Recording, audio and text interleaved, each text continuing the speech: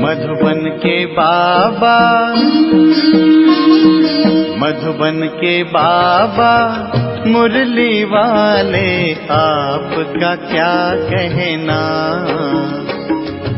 आपका क्या कहना। ओम शांति। 19 मई 2025 बाबा के महावाक्य। मीठे बच्चे, श्रीमत ही तुमको श्रेष्ठ बनाने वाली है, इसलिए श्रीमत को भूलो मत। अपनी मत को छोड़ एक बाप की मत पर चलो।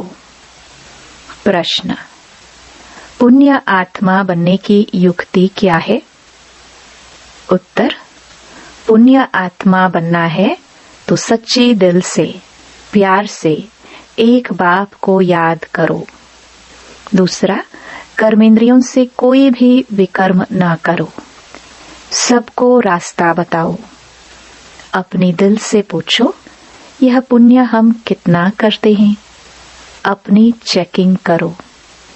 ऐसा कोई कर्म न हो जिसकी 100 गुना सजा खानी पड़े, तो चेकिंग करने से पुण्य आत्मा बन जाएंगे। ओम शांति। रूहानी बाप बैठ बच्चों को समझाते हैं। यह तो बच्चों को मालूम है कि अभी हम शिव बाबा की मत पर चल रहे हैं। उनकी है ऊंच ते ऊंच मत। दुनिया यह नहीं जानती कि ऊंच ते ऊंच शिव बाबा कैसे बच्चों को श्रेष्ठ बनाने के लिए श्रेष्ठ मत देते हैं। इस रावण राज्य में कोई भी मनुष्य मात्र मनुष्य को श्रेष्ठ मत दे नहीं सकते। तुम अभी ईश्वरीय मत वाले बनते हो। इस समय तुम बच्चों को पतित से पावन बनने के लिए ईश्वरीय मत मिल रही है। अभी तुमको पता पड़ा है, हम तो विश्व के मालिक थे। यह ब्रह्मा जो मालिक था, उनको भी पता नहीं था। विश्व के मालिक फिर एकदम पतित बन जाते हैं। यह खेल बहुत अच्छी रीति बुद्धि से समझने का है। राइट रॉन्ग क्या है, इसमें है बुद्धि की लड़ाई। सारी दुनिया है रॉन्ग, एक बाप ही है राइट, सच बोलने वाला। वह तुमको सचखंड का मालिक बनाते हैं, तो उनकी मत लेनी चाहिए। अपनी मत पर चलने से धोखा खाएंगे, परंतु वह है गुप्त, है भी निराकार। बहुत बच्चे गफलत करते हैं, समझते हैं यह तो दादा की मत है। माया श्रेष्ठ मत लेने नहीं देती है। श्रीमत पर चलना चाहिए ना।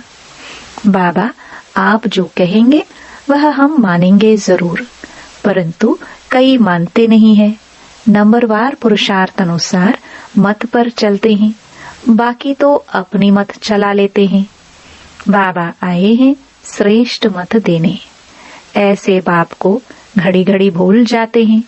माया मत लेने नहीं देती। श्रीमत तो बहुत सहज है ना। दुनिया में कोई को यह समझ नहीं कि हम तमो प्रधान हैं। मेरी मत तो मशहूर है, श्रीमत भगवत गीता। भगवान अभी कहते हैं, मैं 5000 वर्ष बाद आता हूँ। आकर भारत को श्रीमत दे श्रेष्ठ ते श्रेष्ठ बनाता हूँ। बाप तो सावधान करते हैं, बच्चे श्रीमत पर नहीं चलते। बाप रोज रोज समझाते रहते हैं, बच्चों श्रीमत पर चलना भूलो मत। इन ब्रह्मा की तो बात ही नहीं, उनकी बात समझो। वही इन द्वारा मत देते हैं, वही समझाते हैं।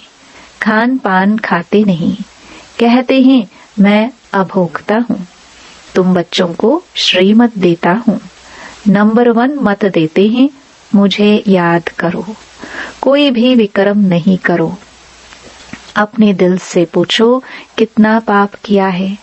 यह तो जानते हो सबका पापों का घड़ा भरा हुआ है। इस समय सभी रॉन्ग रास्ते पर हैं। तुम्हें अभी बाप द्वारा राइट रास्ता मिला है। तुम्हारी बुद्धि में सारा ज्ञान है। गीता में जो ज्ञान होना चाहिए वह है नहीं। वह कोई बाप की बनाई हुई नहीं है। यह भी भक्ति मार्ग में नूंद है। कहते भी हैं भगवान आकर भक्ति का फल देंगे। बच्चों को समझाया है ज्ञान से सद्गति, सद्गति भी सबकी होती है, दुर्गति भी सबकी होती है। यह तो दुनिया ही तमो प्रधान है, सतो प्रधान कोई है नहीं। पुनर्जन्म लेते लेते अब पिछाड़ी आकर हुई है। अब मौत सबके सिर पर खड़ा है। भारत की ही बात है। गीता भी है देवी देवता धर्म का शास्त्र। तो तुम्हें दूसरे कोई धर्म में जाने से क्या फायदा? हर एक अपनी अपनी कुरान, बाइबल आदि ही पढ़ते हैं, अपने धर्म को जानते हैं। एक भारतवासी ही अन्य सब धर्मों में चले जाते हैं और सब अपने अपने धर्म में पक्के हैं। हर एक धर्म वाले की शक्ल आदि अलग है। बाप स्मृति दिलाते हैं, बच्चे तुम अपने देवी देवता धर्म को भूल गए हो। तुम स्वर्ग के देवता थे। हमसो का अर्थ भारतवासियों को बाप ने सुनाया है। बाकी हम आत्मा सो परमात्मा नहीं है। यह बातें तो भक्ति मार्ग के गुरु लोगों ने बनाई हैं। गुरु भी करोड़ों होंगे। स्त्री को पति के लिए कहते हैं कि यह तुम्हारा गुरु ईश्वर है, जबकि पति ही ईश्वर है। फिर हे भगवान, हे राम क्यों कहती हो? मनुष्यों की बुद्धि बिल्कुल ही पत्थर बन गई है। यह खुद भी कहते हम भी ऐसे थे। कहाँ वैकुंठ का मालिक श्री कृष्ण, कहाँ फिर उनको गांव का छोरा कह दिया है। श्याम सुंदर कहते हैं, अर्थ थोड़े ही समझते। अभी बाप ने तुमको समझाया है, जो नंबर 1 सुंदर वही नंबर लास्ट तमो प्रधान श्याम बना है। तुम समझते हो हम सुंदर थे, फिर श्याम बने हैं। 84 का चक्कर लगाए अभी श्याम से सुंदर बनने के लिए। बाप एक ही दवाई देते हैं कि मुझे याद करो, तुम्हारी आत्मा पतित से पावन बन जाएगी। तुम्हारे जन्म जन्मांतर के पाप नाश हो जाएंगे। तुम जानते हो जब से रावण आया है, तुम गिरते गिरते पाप आत्मा बने हो। यह है ही पाप आत्माओं की दुनिया। एक भी सुंदर नहीं। बाप बिगर सुंदर कोई बना ना सके। तुम आए हो स्वर्गवासी सुंदर बनने।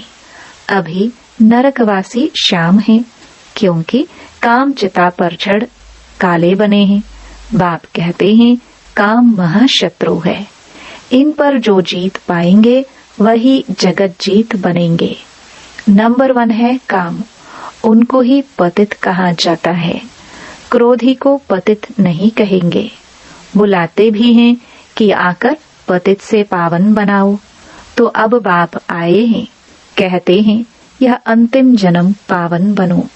जैसे रात के बाद दिन, दिन के बाद रात होती है, वैसे संगम युग के बाद फिर सतयुग आना है। चक्र फिरना है। बाकी और कोई आकाश में अथवा पाताल में दुनिया नहीं है। सृष्टि तो यही है।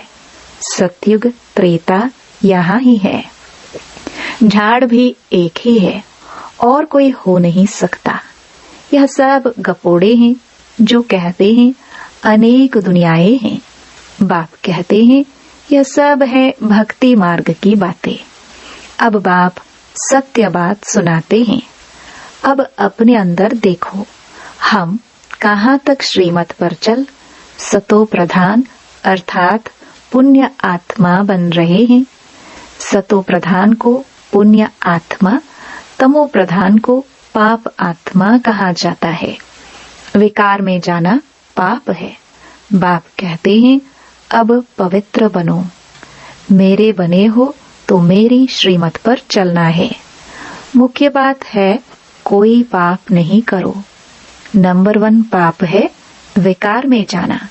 फिर और भी पाप बहुत होते हैं। चोरी चकारी ठगी आदि बहुत करते हैं। फिर बहुतों को गवर्नमेंट पकड़ती भी है। अब बाप बच्चों को कहते हैं तुम अपने दिल से पूछो, हम कोई पाप तो नहीं करते हैं, ऐसे मत समझो। हमने चोरी की व रिश्वत खाई तो यह बाबा तो जानी जाननहार है, सब जानते हैं। नहीं, जानी जाननहार का अर्थ कोई यह नहीं है। अच्छा, कोई ने चोरी की, बाप जानेंगे, फिर क्या? जो चोरी की उसका दंड 100 गुना हो ही जाएगा। बहुत बहुत सजा खाएंगे, पद भी भ्रष्ट हो जाएगा। बाप समझाते हैं, ऐसे अगर काम करेंगे तो दंड भोगना पड़ेगा। कोई ईश्वर का बच्चा बनकर फिर चोरी करता, शिव बाबा जिससे इतना वर्षा मिलता है उनके भंडारे से चोरी करता, यह तो बहुत बड़ा पाप है। कोई कोई में चोरी की आदत होती है, उनको जेल बर्ड कहा जाता है। यह है ईश्वर का घर, सब कुछ ईश्वर का है ना। ईश्वर के घर में आते हैं बाप से वर्षा लेने, परंतु कोई कोई की आदत हो जाती है, उसकी सजा 100 गुना बन जाती है। सजाएं भी बहुत मिलेंगी और फिर जन्म बाय जन्म डर्टी घर में जाए जन्म लेंगे तो अपना ही नुकसान किया ना। ऐसे बहुत हैं जो याद में बिल्कुल नहीं रहते, सुनते कुछ नहीं, बुद्धि में चोरी आदि के ही ख्यालात चलते रहते हैं। ऐसे बहुत सत्संग में जाते हैं, चप्पल चोरी कर लेते, उनका धंधा ही यह रहता है। जहाँ सत्संग होता वहाँ जाकर चप्पल चोरी कर आएंगे। दुनिया बिल्कुल ही डर्टी है। यह है ईश्वर का घर। चोरी की आदत तो बहुत खराब है। कहा जाता है कख का चोर 100 लख का चोर। अपने अंदर से पूछना चाहिए, हम कितना पुण्य आत्मा बने हैं, कितना बाप को याद करते हैं, कितना हम स्वदर्शन चक्रधारी बनते हैं, कितना समय ईश्वरीय सर्विस में रहते हैं, कितने पाप कटते जा रहे हैं। अपना पोतामेल रोज देखो, कितना पुण्य किया, कितना योग में रहा, कितने को रास्ता बताया। धंधा आदि तो भल करो, तुम कर्म योगी हो, कर्म तो भल करो। बाबा यह बैजेस बनाते रहते हैं, अच्छे अच्छे लोगों को इस पर समझाओ। इस महाभारत लड़ाई द्वारा ही स्वर्ग के गेट्स खुल रहे हैं। श्री कृष्ण के चित्र में नीचे लिखत बड़ी फर्स्ट क्लास है, परंतु बच्चे अभी इतना विशाल बुद्धि नहीं हुई है। थोड़ी ही धन मिलता है तो नाचने लग पड़ते हैं। कोई को जास्ती धन होता है तो समझते हैं हमारे जैसा कोई नहीं होगा। जिन बच्चों को बाप की परवाह नहीं, उन्हें बाप जो इतना अविनाशी ज्ञान रत्नों का खजाना देते हैं, उसकी भी कदर नहीं रहती है। बाबा एक बात कहेगा, वह दूसरी बात कर लेते। परवाह न होने के कारण बहुत पाप करते रहते हैं, श्रीमत पर चलते नहीं, फिर गिर पड़ते हैं। बाप कहेंगे यह भी ड्रामा, उनकी तकदीर में नहीं है। बाबा तो जानते हैं ना, बहुत पाप करते हैं। अगर निश्चय हो कि बाप हमको पढ़ाते हैं तो खुशी रहनी चाहिए। तुम जानते हो हम भविष्य नई दुनिया में प्रिंस प्रिंसेस बनेंगे तो कितनी खुशी रहनी चाहिए। परंतु बच्चे तो अभी तक भी मुरझाते रहते हैं, वह अवस्था ठहरती नहीं है। बाबा ने समझाया है विनाश के लिए रिहर्सल भी होगी, कैलामिटीज भी होंगी, भारत को कमजोर करते जाएंगे। बाप खुद कहते हैं ये सब होना ही है, नहीं तो विनाश कैसे होगा। बर्फ की बरसात पड़ेगी, फिर खेती आदि का क्या हाल होगा। लाखों मरते रहते हैं, कोई बतलाते थोड़े हैं। तो बाप मुख्य बात समझाते हैं कि ऐसे अपने अंदर जांच करो, मैं कितना बाप को याद करता हूँ। बाबा आप तो बड़े मीठे हो, कमाल है आपकी। आपका फरमान है मुझे याद करो तो 21 जन्म के लिए कभी रोगी नहीं बनेंगे। अपने को आत्मा समझ बाप को याद करो तो मैं गारंटी करता हूँ सम्मुख बाप तुमको कहते हैं, तुम फिर औरों को सुनाते हो। बाप कहते हैं मुझ बाप को याद करो, बहुत प्यार करो। तुमको कितना सहज रास्ता बताता हूँ पतित से पावन होने का। कोई कहते हैं हम तो बहुत पापात्मा हैं। अच्छा, फिर ऐसे पाप नहीं करो, मुझे याद करते रहो तो जन्म जन्मांतर के जो पाप हैं वह इस याद से भस्म होते जाएंगे। याद की ही मुख्य बात है। इनको कहा जाता है सहज याद। योग अक्षर भी निकाल दो। सन्यासियों के हठ योग तो किस्म किस्म के हैं, अनेक प्रकार से सिखलाते हैं। इस बाबा ने गुरु तो बहुत किए हैं ना। अभी बेहद का बाप कहते हैं इन सब को छोड़ो, इन सब का भी मुझे उद्धार करना है और कोई की ताकत नहीं जो ऐसे कह सके। बाप ने ही कहा है मैं इन साधुओं का भी उद्धार करता हूँ। फिर यह गुरु कैसे बन सकते? तो मूल एक बात बाप समझाते हैं, अपनी दिल से पूछो हम कोई पाप तो नहीं करते हैं, किसको दुख तो नहीं देते हैं, इसमें कोई तकलीफ नहीं है। अंदर जांच करनी चाहिए, सारे दिन में कितना पाप किया, कितना याद किया। याद से ही पाप भस्म होंगे। कोशिश करनी चाहिए, यह बहुत मेहनत का काम है। ज्ञान देने वाला एक ही बाप है। बाप ही मुक्ति जीवन मुक्ति का रास्ता बतलाते हैं। अच्छा, मीठे मीठे सिखिलदे बच्चों प्रति माता पिता बाप दादा का याद प्यार और गुड मॉर्निंग। रूहानी बाप की रूहानी बच्चों को नमस्ते। धारणा के लिए मुख्य सार। पहला, बाप जो अविनाशी ज्ञान रत्नों का खजाना देते हैं उसका कदर करना है। बेपरवाह बन पाप कर्म नहीं करने हैं। अगर निश्चय है भगवान हमको पढ़ाते हैं तो अपार खुशी में रहना है। दूसरा,